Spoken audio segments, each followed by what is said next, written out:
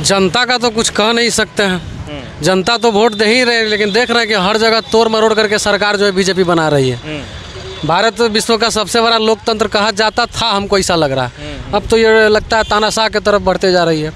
तानाशाह है बीजेपी सरकार। देखिए क्या आप बतावे, अब हम आपको क्या बोले, आप नहीं देख रहे हैं कैसे ईडी को वेपनाइज किए हुआ है, कैसे सीबीआई को वेपनाइज किए हुआ है, कैसे आईटी सेल को यूज कर रही है। और मेन स्ट्रीम मीडिया तो देख ही रहे हैं, एकदम नागिन जैसा डांस कर रही है, बीजेपी बिन बजा रही है। स्थिति है कि इतना न मशीनरी अपने हाथ में कर लिया गया है ना, विपक्ष को तो लड़ने नहीं दिया जा रहा है। और सारा ईडी सीबीआई आईटी सेल को वेपनाइज किए हुए हैं। इलेक्टोरल बॉन्ड का देख ही लिए हैं, 57% बीजेपी ले गई है। अच्छा। ठीक ना, परसों साथ पीएम बोले हैं कि हमारे देन है कि जो है आप जान पाए। तो सुप्रीम कोर्ट दिया, चंद्रचूड़ जी बैठे हुए हैं ना, तो उनको भी अगर मैनिपुलेट कर देता तब तो जनता की कहानी खत्म है। देखिएगा अगर 24 में आ गए ना, अगला टारगेट उनको रहेगा सुप्रीम कोर्ट के कॉलिजम सिस्टम को खत्म करना।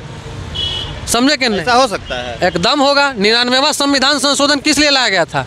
आपने देखना शुरू कर दिया है पूर्वांचल संवाद, और अभी हम पहुंचे हुए हैं पटना में। लगातार हम लोकसभा 2024 चुनाव को लेके ग्राउंड जीरो पे उतर चुके हैं और चुनावी महाकवरेज को लेके आम जनता से लगातार जानना चाह रहे हैं कि आम जनता के मन में क्या चल रहा है, 2024 में वो क्या सोच रहे हैं। उनके मन में जो सरकार के तमाम मुद्दे हैं, जो योजनाएं हैं, उसको लेके धरातल पे कितना विकास हुआ है, इस तमाम मुद्दों को जानने के लिए अभी हम पटना के बाईपास इलाके में हैं। और यहीं बगल चाय की दुकान पे ही आम जनता जो है बैठे हुए हैं। यहीं जानते हैं आम जनता से। इधर आइए, चश्मा उस्मा लगाए हुए हैं, बताइए क्या बताएं, बोलिए। क्या नाम हुआ आपका? कुंदन। कुंदन जी। कहाँ से हैं? हम तो दानापुर से हैं। अच्छा, पटने से हैं। जी जी। क्या लग रहा है इस बार? अब क्या लग रहा है, तो अब जनता का तो कुछ कह नहीं सकते हैं। जनता तो वोट दे ही रहे, लेकिन देख रहे हैं कि हर जगह तोड़ मरोड़ करके सरकार जो है बीजेपी बना रही है। भारत विश्व का सबसे बड़ा लोकतंत्र कहा जाता था, हमको ऐसा लग रहा है। अब तो ये लगता है तानाशाह की तरफ बढ़ते जा रही है। तानाशाह है बीजेपी सरकार। देखिए क्या आप बतावे, अब हम आपको क्या बोले, आप नहीं देख रहे हैं कैसे ईडी को वेपनाइज किए हुआ है, कैसे सीबीआई को वेपनाइज किए हुआ है, कैसे आईटी सेल को यूज कर रही है। और मेन स्ट्रीम मीडिया तो देख ही रहे हैं, एकदम नागिन जैसा डांस कर रही है, बीजेपी बिन बजा रही है। बीजेपी तो करे विभागीय कार्रवाई है, जो गलत करेगा तो फंसेगा ही ना। 70 साल 75 साल मतलब वो गलत किया, इतना देर शासन किया। 30 साल पहले का आप मामला उठा करके उन पर जो है इलेक्शन के समय ये कीजिएगा। केजरीवाल अभी भारत का सबसे बढ़िया मुख्यमंत्री है, उसको क्या किया हुआ है?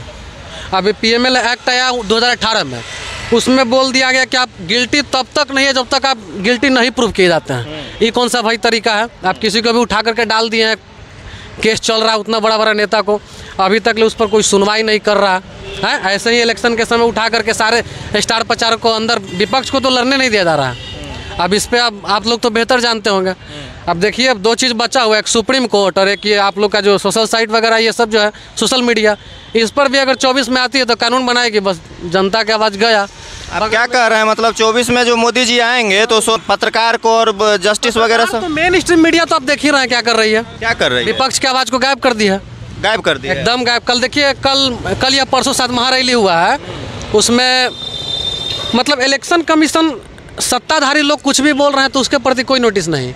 अभी राहुल गांधी एक छोटा सा बात बोले कि जो है मैच फिक्सिंग के लिए पहले ही आंकड़ा को आउट कर दिया गया 400 सीट, और किसी भी तरह से उसको पूरा करना है कि नहीं, साम दाम दंड में जो लगा देना लगा देंगे। तो वो बोले कि मैच फिक्सिंग। अब इलेक्शन कमीशन पर के पास चला गया, बीजेपी वाले की नोटिस कर रही है, जबकि खुद सिटिंग प्राइम मिनिस्टर आदरणीय नरेंद्र मोदी जी है कि नहीं, बोले क्या कि एक भ्रष्टाचारी के रूप में जो राजीव गांधी की मृत्यु हुई। बताइए, एक प्रधानमंत्री के लिए इस तरह का शब्द यूज करना आप तो अच्छा है नहीं ना है। बेरोजगारी 83% HDI का रिपोर्ट परसों या चौथा आया शायद 4 दिन पहले का। 100 में से 83 युवा बेरोजगार हैं।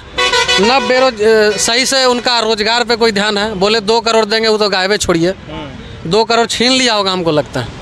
इतना ज़्यादा बेरोजगारी, अग्निवीर स्कीम ला करके सारे युवाओं को ख़त्म कर दिए। अब बचा क्या है बताइए? महंगाई जो है 200 रुपये सरसों का तेल आदमी खा रहा है। बस बोल रहे हैं कि 5 किलो अनाज दे रहे हैं, तो अनाज कौची पे पकावेगा? 1200 रुपये का सिलेंडर लेके, बताइए ना आप हमको। बोल रहे हैं ना सस्ता कर दिए रेट। कौच अच्छा, तो इलेक्शन का ये चोचलाबाजी और क्या है? आपको जो है 10 रोटी मतलब छीन लिया गया, बाद में 2 रोटी फेंक करके मारेंगे, देखिए हम दे दिए, तो खैराते ना जी। 75-77 साल बाद आप 5 किलो अनाज दे रहे हैं 80 करोड़ आबादी को। ये भारत का डेवलपमेंट है कि क्या है बताइए? ये तो हमको नहीं लग रहा है कि डेवलपमेंट है।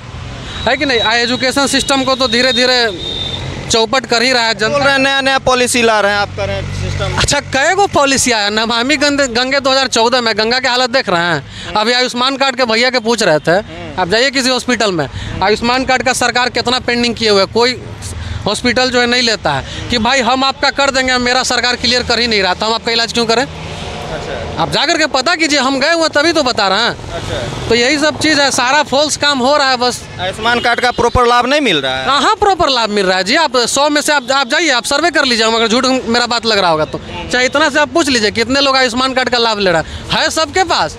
लेकिन जाइएगा हॉस्पिटल, कहेगा कि नहीं सर हम नहीं कर पाएंगे, क्योंकि ऑलरेडी सरकार जो है बहुत सारा पेंडिंग है, क्लियर नहीं करेगा तो हम लोग क्या अपने स्टाफ को अपने हॉस्पिटल का मेंटेन कैसे करेंगे।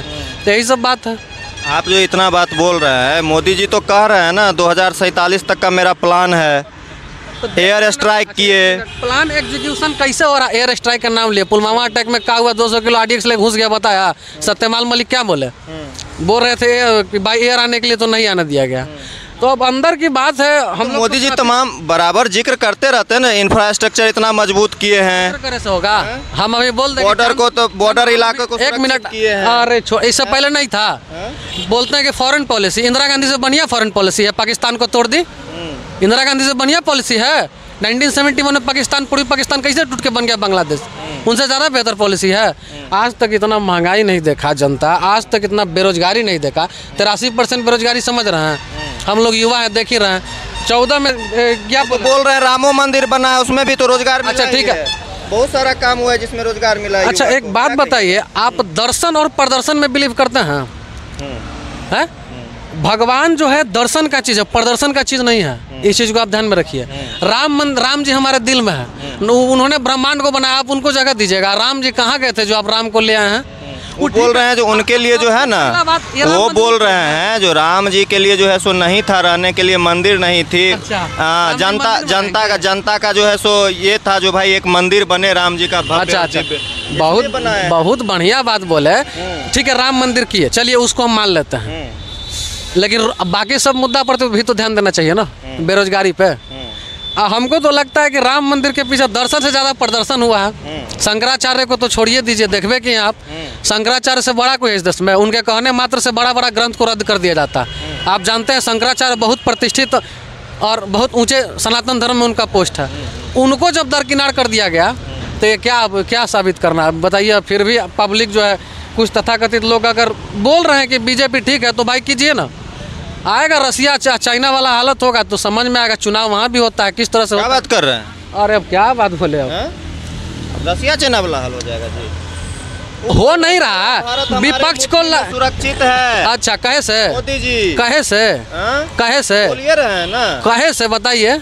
अरे दो बार बोले, 14 में भी जनता वोट दी, 19 में भी वोट दी। अब वोट कैसे आ रहा है इसका तो प्रदर्शन के माध्यम से आप लोग देख रहे हैं। अच्छा। ईवीएम पर कितना सवाल हो रहा है देख रहे हैं, हर दिन विपक्ष उठा रहा है। सुप्रीम कोर्ट के वकील लोग रोड क्या लग रहा है ईवीएम का सवाल सही है क्या? आप क्या कहना? अब देखिए उतना तो टेक्निकल मेरे पास नॉलेज नहीं है, लेकिन कुछ लोग जो है ऐसा कह रहे हैं, तो कुछ भी हो सकता है। इस पर हम स्पष्ट तो कुछ बोलेंगे नहीं, समझ रहे बात को। अब देखिए तो कहीं ना कहीं आप मोदी सरकार से नाराज हैं।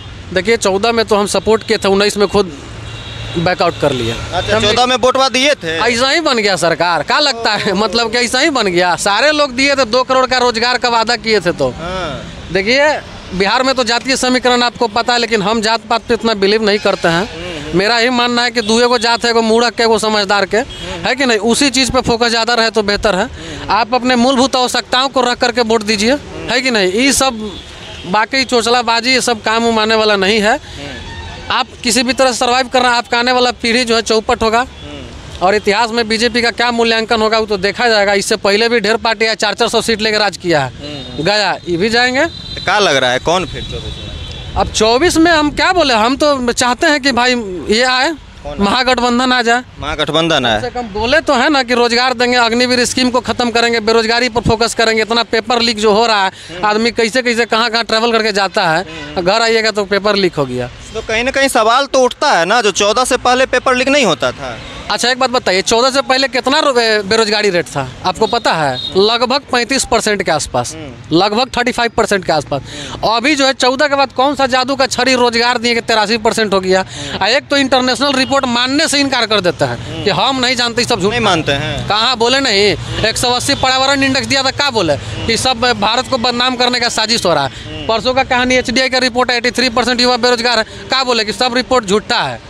अभी केजरीवाल के अरेस्ट पे क्या बोला जर्मनी, यूनाइटेड नेशन क्या बोला, अमेरिका क्या बोला, मेन स्ट्रीम मीडिया बोल रही है कि विदेश में बगावत की बू आ रही है भारत के खिलाफ। अब इससे ज़्यादा क्या, मतलब तमाम मुद्दों को लेके आप बीजेपी सरकार को घेर रहे हैं। घेरना क्या है, हम तो बोले तो समर्थन हम किए, लेकिन अब जब हमको समझ में आ गया कि भाई गलती हो गया हमसे, तब बस पछता रहे हैं। महागठबंधन जो बता रहे हैं है कि इतना न मशीनरी अपने हाथ में कर लिया गया है ना, विपक्ष को तो लड़ने नहीं दिया जा रहा है, और सारा ED CBI IT सेल को वेपनाइज किए हुए हैं। इलेक्टोरल बॉन्ड का देख ही लिए हैं, 57% बीजेपी ले गई है। अच्छा। ठीक ना, परसों साथ PM बोले हैं कि हमारे देन है कि जो है आप जान